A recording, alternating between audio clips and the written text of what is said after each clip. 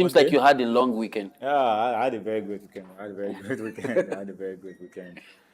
And I'm here looking at Juvie. All right, you know how it is. It's never a dull moment with me. South Sudan, for those who never heard about it, South Sudan. It was just by a whisker that the U.S. B-ball team, Olympic Dream Team, I don't know what Dream Team did, because the Dream Team started since 1992. But this Dream Team escaped by the whisker because South Sudan was almost taking them out. It was 100 to the 100, South Sudan 101, U.S. basketball team. And you know how it is. I'm excited to give you, just like you've never heard, it's not going to be a dull moment on SOUQ Sport today. Let me take you back to TC Bara. I am Juvie Ofiene. Keep it locked down, man. So it just feels like Juvie's energy wants to drown that of I and Kelvin. But I mean, we're going to be singing We Know the Degree, We Know the Degree. And that's what I would have expected from Rafael Nadal as he was beaten at the finals of the Swedish Open final. World number 51, Nuno Borges, beat the great Rafael Nadal, 6-3, 6-2, to win the Swedish Open in Bassad. Now, Rafael Nadal, who is a 22-time Grand Slam champion, slipped into what has been described by pundits as a resounding defeat in his first final since 2022. Now, he was hampered by injury in the recent years. The 38-year-old has fallen in the rankings. I think it's 261 now, and opted against playing at Wimbledon this summer, and that was in order to prioritize his Olympic dream, if I had to describe it that way. But Portuguese Borges, playing his first ATP final compared to Nadal's 131st, took the first set in 46 minutes, under an hour, and won 3 games in a row in the second to seal victory.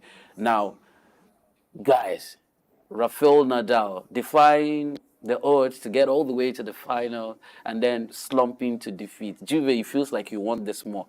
Well, basically, Rafael is my guy. The fact that he's been able to get to this point, hey, congratulations to him. I don't like the fact that he lost the match, but hey, well, the young man 27 and the younger man 38. Well, I think it's just game, The other man has got more vim, more determination to get his. Oh, well, Rafael, I think. At this point, will you say the age actually work? No, injury. Injury. Djokovic also got there, but hey, I mean, it's not the same thing. I mean, they're getting older, yes, but injury is also been setting and upsetting issues. Kelvin, do you think strongly that it was his age that came into the picture? Come on, Rafael is ranked lower than 261 compared to 131. The age thing still matters. But I think the ranking also played out. But I think he's been able to, regardless of the age, he's been able to defeat younger guys to get to this point at Bastard. So I think he's done pretty much well. Unlike Djokovic that got at the semis, someone had to step out and he got to the finals. But either way, the young man has done pretty well. You can't just take it at 38. How many tennis player played at 38 and had all this? So, and fortunately, he's going to the U.S. Open. Hopefully, I think this is about the last we're going to see of Rafael, basically at the very top game in tennis. Yeah.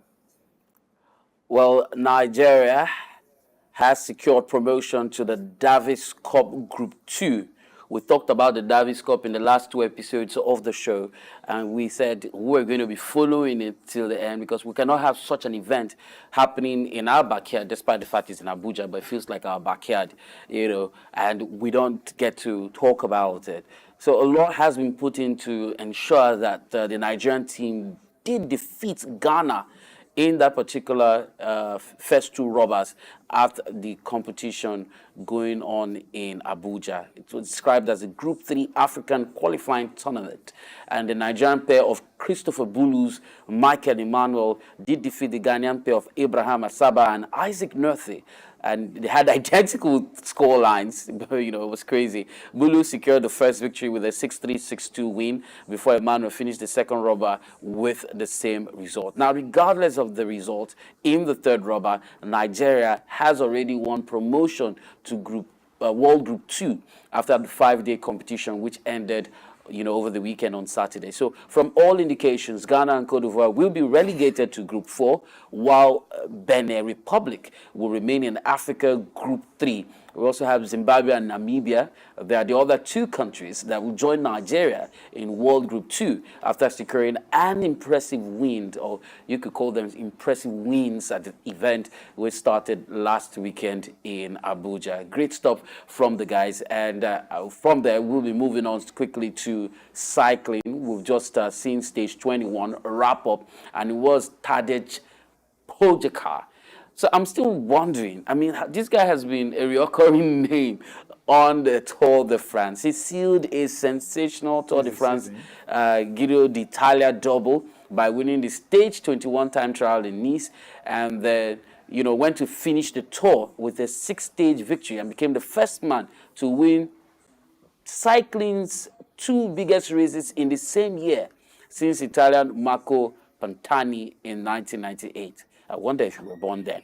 However, the tour's finale was held outside of Paris for the first time since 1903 as the French capital prepares to host the Olympics. He was a great performer, but then we saw him wearing the yellow jersey, finished the stage 63 seconds clear of second place, Jonas Vingegaard, who is another man who is very notable when it comes to this particular sport. So the win secured his third Tour de France title, extending his lead over the nearest rival and two-time winner Vingegaard of Visma Lease to 6 minutes and 17 seconds. Mark Cavendish, legendary Mark Cavendish, says this year's Tour de France was the last of his illustrious career. So great stuff coming from France, wrapping up pretty fine. And now attention will be moving gradually to the Olympics. And I don't know for you guys if you see any of these names making impressions at the Olympics. Well, definitely. Speaking of the Olympics, it's the b-ball that's been making it for me. I mean, if you saw the fact that South Sudan has no one indoor b-ball court, and they were able to hold the U.S. When you say b-ball, everybody thinks it's only U.S. that plays it. Yeah. And I think you've just been impressed lately by the South African, the African team. South Sudan trumped They really do good. They trumped England. Yeah. No, just understand. These guys are number one in Africa, and it used to be Angola, then South Sudan. But right now, these guys are telling NBA stars that, man, forget about the name, forget about what you write on papers. When it comes to the court, we can do our own stuff. 100 and 101.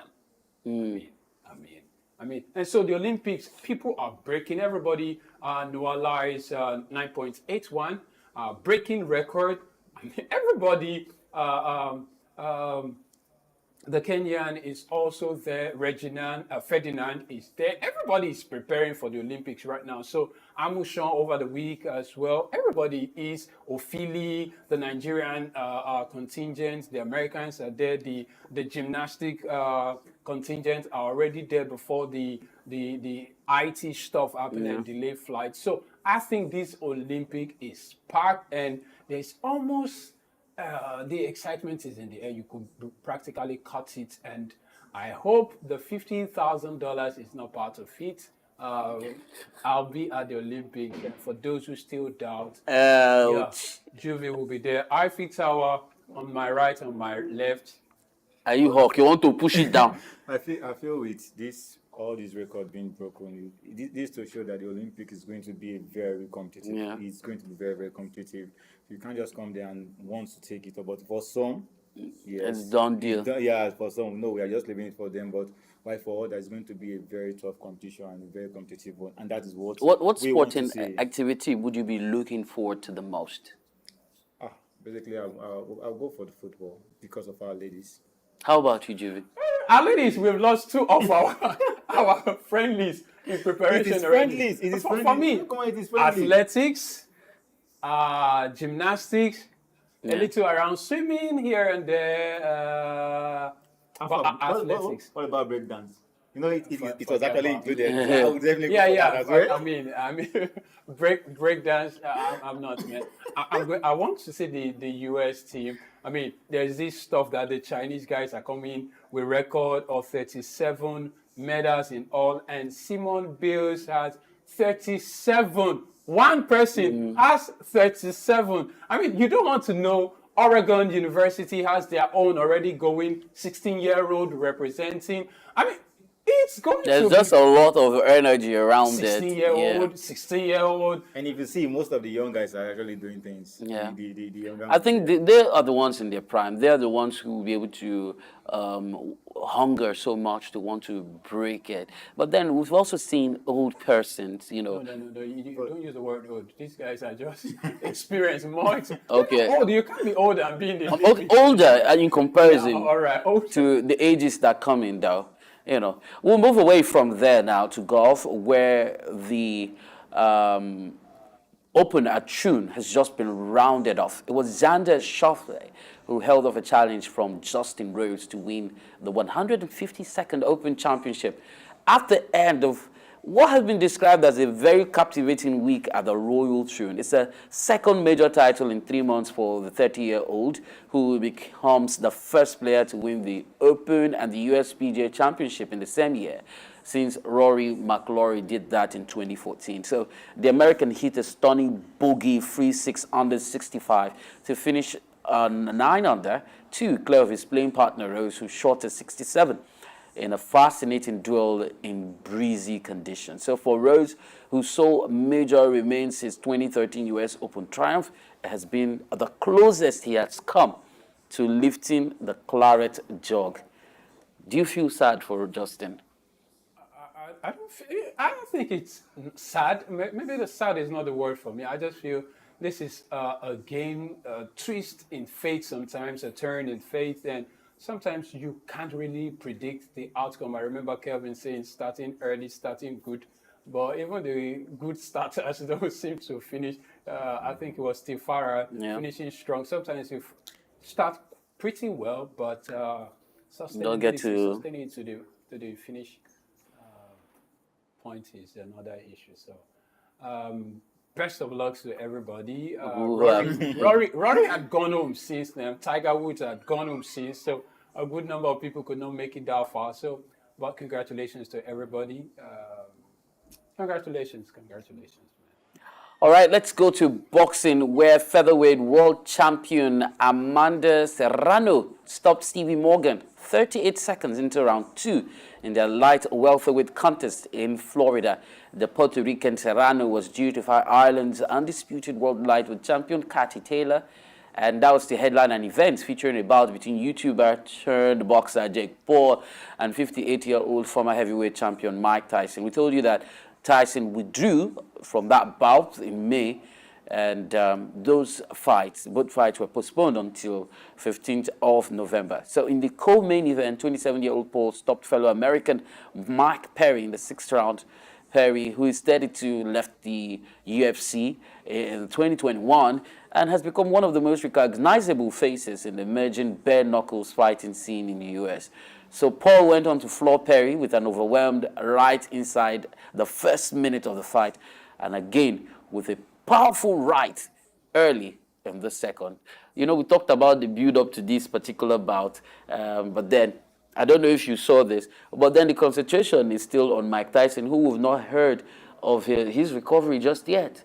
November might not seem so far away, and when Juvie was insisting that Tyson was doing that for the money. It's for the money. Do you think at this age, if Tyson actually wants to fight, he's going to pick? He's going to look for. I think if he wants something professional, he should pick someone who is a professional boxer, who will be on the same age range with him to fight. Not Jake. Jake is a YouTuber. Why does Juvie have that look on his face? Basically, a YouTuber is a businessman. He's for the brand and just for entertainment. Is a showbiz But man. So, boxing could also be described as a form of entertainment. but not for theirs. Not theirs. Not theirs. I didn't go for theirs. It's not for theirs. Juve. Well, basically, like Kelvin has said, this is about money for Tyson, Jake Paul. I just see him as an entertainer. That was why the young Ali was saying, man, I mean, you don't bring someone like this to me. He's an entertainer. Let him go to WWE or WWF. Just like his other brother, Yeah. And Logan. go waste some time there. Otherwise, Tank is there. Could have challenged Tank. Cervantes, I mean, he will bloody him from round one, and there won't be anything to do at round two. You're So he's an discreet. entertainer. He wants to make some money. Kudos to him. Saudi Arabia is there, just like Leave Golf. And secondly, this fight, if peradventure if it happens, it's going to go for like 5-6 rounds because they don't want to end it immediately. So it doesn't feel like it's a fluke. Ticket sales and all. Because Pay-per-view, this is what is. if they refight for round one, there should be a knockout for someone like if he's really fighting, if he wants to fight a real boxer. Not Tyson is old. Make it pick one young person now. Whether not go knock him out for the first round. Yeah, basically it's about the money, man. First point, Hate it don't or fall love out. It's about the money. All right, so some money was won in that sporting competition over the weekend, and it was Luke Humphreys. Humphreys. Surprise. Well, he has just added a lot more to his, what would you describe it? His scorecard. Okay, so he added the World Match Play title to his World Championship crown with a thrilling 18-15 defeat of Michael van Gerwen. The 29-year-old Englishman stayed composed to see a fight back from his Dutch rival at Blackpool's Winter Gardens. Humphreys sealed victory by hitting double 20 twice in the 100 checkout as Van Gerwen threatened to reel him in like he was a fish. Humphreys is in his first World Match Play final, and then he averaged more than 104-11, better than his opponent in the opening 5 legs, but still went on to first break 3-2 down. He is only the 4th man to win both events in the same year after Van Gerwen, Peter Wright, and Fitelo, and I think it's safe to say it is the year for Humphreys. Thank you. From there, we move on to Formula One. So from bull's eyes to foot on the pedal as Piastri did take win after Hungary. Oscar Piastri, that's his full name, maiden Grand Prix victory for him in a McLaren, 1-2 ahead of Lando Norris in a dramatic race in Hungary, amidst a very heated row over team orders, how they should line up and all. Now behind them, in a race full of seesaw action, we saw Lewis Hamilton and Max Verstappen colliding as they disputed third place. Both continued, but Hamilton held on to the third, and the Red Bull driver, his race full of radio messages, peppered with swearing, dropped back to finish 5th behind Ferrari's Charles Leclerc. What do you make out of this, GV? I'm seeing your eyes lit up. I would like No, I want because you were so huge on this particular race. But you didn't see Piastri come forward. Come on, nobody saw that coming. Nobody saw that the coming. fact that the dominance of Max seemed to be waning is what I love. Yes, in football they call us Adawa. You don't want to win. You don't have a club. You just don't want that dominance. Yeah. You know. One particular name on the scoreboard over and over every again. now and then, and the fact that there was Hamilton's 200th pole appearance. 200, beat it, man. Not in this recent era. Yeah. And so the young man has done well for himself. And a friend over the weekend called Max a sore loser, which I think he should give up complaining. The last time he was in an accident, in an incident with someone as well that cost him his position. He cursed, and this one as well, he cursed. Hey, you probably won't always win, but I mean, in the game of whether it's football or not in sports, there's that friendship, that camaraderie that one expects. I like that So word. it's not necessarily you must always take a win every now and then. Bow out in grace and celebrate whoever has got it. Tomorrow might be you again. So Max, Don't be a sore loser. Congratulations to the McLaren team 1 and 2. Mercedes is fine. It sounds like a pastor now. Do you have any words for him, or we should move on? Please, we should move on. All right. So from there, we hit the tracks this time around with the boots for athletics as Hudson Smith and Hutchinson did shine at the Diamond League. Matthew Hudson Smith smashed his European 400 meters record, and Keely Hutchinson set a national 800 meters record as the Great Britain's Olympic gold medal hopes produced a statement performance at the London Diamond League. World silver medalist Hudson, who is 29, clocked 43.74 seconds to set the fastest time in the world this year. 6 days, just 6 days. How did I do it? 6 days. Okay. Before the Paris 2024 opening ceremony. On the other hand, Hodgkinson, who is just 22, improved her world leading time in 2024, and that's to 1 minute, 54.61 seconds. And she led her British teammates Gemma Recchi and Georgia Bell to second and third, respectively, to personal best in a stunning performance. And then we did have a final event of the day, which was at a sold-out London stadium. American world champion Noah Lyles ran a personal best of 9.81 seconds to take victory in the 100 meters ahead of South African Akani Simbine and Botswana's Leslie Tebogo. But I read somewhere in the news that Toby Amuson lost over the weekend as well. Yeah. It felt sad. Yeah, I mean, Olympics is no jokes, man. This is not African Games that we do in Ghana and we're just smashing everything. Exactly. Swipe. No.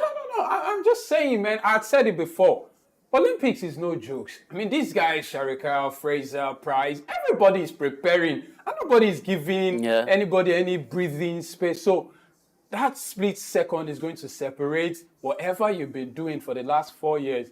I mean, just split second.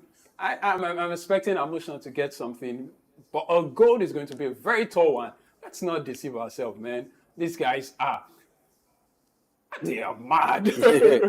Well, let's not stick to the madness on set. Let's take a moment, and when we return, hopefully we'll be joined by a football enthusiast and an analyst who is based in the UK, and of course has followed football trends in Europe. And of course, we'll get to talk about some of the moves. We've seen coaches switch sides, we've seen players sign new deals. We'll talk about that from the basis of the next half of the show. Now, this time around, we'll be taking a look at the world of football, described as one of the biggest sports around the world. Well, some may differ on it because some of the sports might just be raking a lot more as regards funding, income, revenue. I mean, the money talks here. So, but Fabregas has become the head coach at Serie A club Como. He's working previously as the assistant head coach for that particular club. This is someone who has had a lot of years of experience playing on the field. 37 years of age. He has signed a 4-year deal with Como. And of course, that club just got promoted back to Italy's top flight after a 21-year absence. He ended his playing career at Como last year and has been promoted to head the coaching crew. And this is his full managerial role. Previously managed 5 matches as Como's caretaker boss, and that was between November and December 2023. The face 36-time Serie A winners Juve on their return to the top flight, which is going to be on the 19th of August. So there you have it. Some of the matches in the Serie A will be resuming on the 19th. But then if I had to ask you, Kelvin, not Juve this time around, get you to weigh in, players becoming coaches, for you, what does that spell? Continuity, or, I mean, because playing the game doesn't give you the required experience, especially now where we have coaching licenses and seminars all over the world. I don't think it's should I say, not every good players become very successful coach. Okay. And not most of the good coaches we see out there, not all of them are full-time players. Not all of them. Someone like Xavi, who was a well-known player, doing well as a coach. We have someone like Company, who was also a well-known player, and you saw what happened when he brought Burnley to the Premier League. So they're out of the Premier League again. And they are back. Bayern actually went for him. He as well. brought and took them Someone, back. someone like Rooney, who was a fantastic Manchester United player, became a coach. He didn't do it as The well. MLS too. Giggs did the same thing. Was a Manchester good player. Still didn't do very well as a coach. So as a player, I think that the fact that you are a very good player doesn't mean you will be a very good coach, because being a coach comes with a lot of things. Your experience, your composure, how to manage individuals. Now you are not just managing yourself, you are managing individual talent and how to blend them together to give you the right team to be able to contest for trophies. You understand? Okay. So should I say I'm not wishing him bad, but the promotion, I think the promotion was just too sudden from being a player, just like a year But then he ago. was assistant coach first. Yeah, even for the under he was even the head coach for the under 19. Then later was moved to the. But this is a legend. Cesc Fabregas, Arsenal legend. I know. Even Chelsea, he played in Chelsea, played in Barcelona as well, played with some of the Won the great World guys Cup there. with Spain. With Spain. So Juvi, you have nothing to say. We move on. So Milan has signed Spain striker Morata from Atletico Madrid. AC Milan signed him on a 4-year contract with an option for a further 12 months. The Serie A side triggered his release clause, which was reportedly about 11 million pounds in external, and that was in order to just get his signature. We'll be having a UK-based sports podcaster join us on the program, Internet Uche. I've known him for quite some time. He started his personal podcast and has been very huge on the preseason, looking at movements of players across the Pacific and even the Atlantic. And so we'll connect with Internet Uche to talk about some of the money moves that we've been experiencing in the last couple of days. Glad to have you join us, Uche Internet. Good. Is it okay? I think it's morning. Still the same timing with you. Glad to have you. It's the Good same afternoon. time, yeah. Good afternoon. Thank you so much for having me, TC. It's quite, I'm really excited being here, especially football is like music to my ears. We've seen some moves, right? Morata made his professional debut very long time ago. Chike, he made his debut very long time ago with Real Madrid and has also played for Juventus and as well as Chelsea. He won the Champions League twice in 2 spells at Real Madrid and lifted the Italian title twice. He won the FA Cup with Chelsea, scored 36 goals in 80 matches for Spain. And so having him leave with some what do you call clause in his contract saying, "Oh, you can trigger this and then sign off with it." It's not something that's very usual, but we've seen a team want him now. What do you make out of that? See him like I see him like a player who is always signed for big clubs. So is not a new thing. He has actually played one of the biggest clubs in the whole world. So moving to AC Milan is quite not far-fetched. And if you ask me, that move is quite expected. And he will actually fit in very, very well to that squad with the time where they are playing. If you notice, he's good with the ball. He just won the what do you call it, the Euro, which is also a good boost for the AC Milan squad.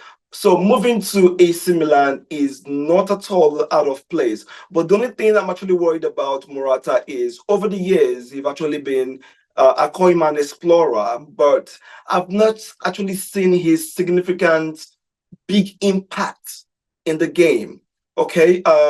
For example, yes, he have actually banging goals. You saw he's actually impacting also in the Euros, but yet you saw that Yamal actually took the whole the young stars in the team took the whole team to the next level.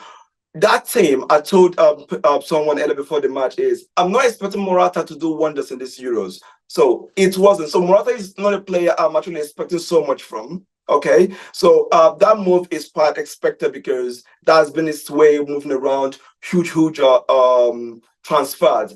But I bet he's going to work out very well with AC Milan. He's been with the Serie A. He knows how it's been done there. He's been there, done that. So it's not a new terrain for him. So he's going to perform very well. And kudos to him because having that kind of clause in his contract is really, really good. Having all those things around in his contract to give him the best impact that he needs to make good out of the transfer window any single time he wants it. All right, let's talk about Manchester United now. Manchester United have signed French defender Lenny Yoro from Lille, and that's until 2029. Remind me, Manchester United is the club that you support, res or nay? Exactly. Okay, so I was right on that one. So in a deal worth 62 million euros, that's about 52.18 million pounds, and 8 million Yeah. euros in add-ons. The 18-year-old is the age now that's the focus for me. Has signed a 5-year contract at Old Trafford with the option for an additional 12 months. He made his real debut at the age of 16, has been linked with Real Madrid and Paris Saint-Germain, while Liverpool were also interested in him. What does he bring to the Manchester United team for you?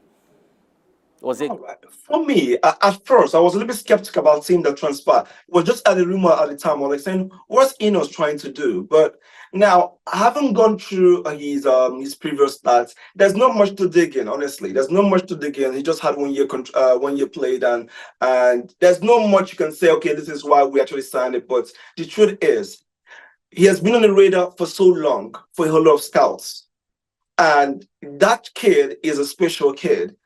When I say that, he reminds from Manchester United, I believe he's going to fit in so much, especially being paired with the likes of Martinez. He has a whole lot of quality to bring out, but if you watch the debut that they had, that should be for yesterday. I was quite impressed with the way he tried to command in the defense, his composure and his quick, and for the fact that he can actually score goals, which is one thing that we barely have in terms of our defenders being able to score goal, going out there, and he has long legs, honestly, which is a good thing. He's a good fit for having Varane out of the squad and him coming in. Now, people saying, who is he? Why does he cost that so much? That's one question everybody's asking. But the truth is, when you scout a player, if you see the player has potential, everybody is going for that player. The same thing goes in for Mbappe. Remember, Mbappe was in the radar of so many clubs. Yes, when he moved from Monaco. And that does not take the fact out that Mbappe still turned out to be the superstar that we expect him to be. So Lenny case is not going to be different. I know the money people are shouting is too much, but when you have a potential player that you know that can actually do wonders that fit into the let's say the position. And one good thing about this is he signed for Manchester United when Manchester United needed him. This is something very important. That means he's going to have a playing time, which is good. And with the right backing, he's going to have been a tremendous time right there. So I would say the amount seems a little bit big. And why the amount is like that? Because a whole lot of people want him. Like everybody said, if the amount is too much, we know what's going to happen out with Madrid. They wait for the contract to run out and they pick him for free. So that is, if you ask me, that's one of the reasons why that amount went up, because a whole lot of people want him. And if Madrid wants you, they'll do anything to get it. For this time to 2029, he's a Manchester United player and he's going to stay for that, right? Even longer than that, trust me, he will. Okay, Uche, thank you very much. Thank you very much. What do you think Manchester United should do when the English press starts coming for this young man? Because we saw what happened to Martinez last season. When Martinez came in, the first complaint was that he was too short. And Manchester United's first two games, last two seasons, when Martinez came in, they lost. And the press was just dragging this young man. So what do you think Manchester United should do when the press starts coming for this? He's just 18. What would the club do then if he starts flopping and start having issues? What would the club do? What should the club do? Especially when it's... All right. So about this, you think about Manchester United with Martinez. Manchester United is a big club that's always been in the radar of big clubs. Okay. So and also for media. So it's no news that if you're Manchester United player, you need to just roll your sleeves and get ready. Okay, because it's going to hit you every step at a time. Before I answer the question, I need to talk about what Onana said. Onana said is he gave the support, and he knows it's going to be a very difficult one, but they are there to take the hits. All right, they're there to take the hits about his performance. But the truth is, The first one you said about Martinez being too short, that was, I believe, that comment was made by Carragher, and he proved people wrong. He proved it wrong. One good thing about have those critics is it will tell you that a lot is expected from you and you need to perform. The only problem I have with him is he's young and there's room for adaptability because he might not adapt because this is English. The weather also, you can't predict the English weather. It goes up and down like that. And we actually hope he adapts to that. And the media is a concern, which you've raised, which is quite noted. But he's a professional. This is something he must have thought through before he goes on to sign to Manchester United. We've seen the likes of Garnacho facing it. We've seen the likes of Ahmed. We've seen the likes of Avon and Rasmus. Once you're Manchester United, you're wearing the shirts, you're already in the face of all the media. And believe you me, it's not going to be an easy ride for him, but he just have to build a thick skin. All right, build a thick skin and show performance every single day. Like football fans have a short memory, so you have to show in performance every single match. So if you perform today and you forget it, tomorrow, man, they will absolutely forget what you did the last match. So it's about giving him the support. He has the team's backing. He has the fans backing, and he also has the teammates, the captain's backing. This is very, very important in any team you're going. So I don't even believe expect him to be also being on the media rounds all this time because we have people out there who are actually going to be able to support him, try to stay there. Martin is really experienced. I don't think it's going to be a problem for him, honestly. If you believe me, it's going to be a problem. Paris Saint-Germain, we hear, are set to advance their pursuit of Napoli's Nigeria's forward Victor Osimhen, right? And still talking about what we hearing. PSG also wants to sign Napoli's Georgia winger Kivicha, and so the 19-year-old French midfielder desired to do it also from Rennes. But then let's stick to Victor Osimhen. There's been this uncertainty about his movement, and that is the kind of thing we also experienced with Samuel Chukwueze just before he moved from Villarreal to AC Milan. And then some persons have described Samuel Chukwueze's move as a no-brainer. Like he did perform very well, at Villarreal as compared to his last season at AC Milan. So what would you say as regards a move for Victor Osimhen so he doesn't end up not getting the best performances, considering again that last season he wasn't at his peak for the Naples? So Victor has been in the media for a whole lot of reasons and not actually the nice ones. So and right now, having this transfer rumors going around moving to PSG, I'll tell you, he already has a clause of that should be around more than 30 euros on his contract. Okay, and which is what they pegged it, which I believe Napoli is willing to go lower than that, which is a good thing, okay, because that's one of the things that really scared a whole of clubs out. So now it's about who wants it more. And for moving to PSG, I think that would be the right move because right now, PSG is actually in search of the next big team in that club. With Mbappe out, they need someone, they need a big name. And in fact, there's no other big name than having the African best player in that squad. Okay, so there's not a thing like having an African best player in that squad, which is really, really, really important. And looking at the way things are, you can see Rasmus, that should be Sadri is leaving. A lot of people are going to leave in the club, and there's going to be room to look up to a leader. And I trust, believe you me, Victor is one player you can bench. You can't even try because he is strong. He has he can dribble, he can actually run, and he's one of the players in the recent time that actually goes on head on. Okay, he's only him can actually drive through number of defenders. He can bully a whole lot of defenders, and he is the man that actually PSG would need to spike up the space that that Mbappe left. So it's a good move to go down there. Although people are talking about having Chelsea being in there. But weighing both of the options, things can happen. The transfer window is still fresh. Chelsea has always been known of people who steal transfers over the years. So, but for PSG, I'll tell them it's better to seal up the deal. And about performance, no one should be even worried about Victor Osimhen performing in any club because he has already been there, done that. So that's actually not actually a problem for any club to actually worry about. All right, thank you very much. I think I'll draw it to the local scene.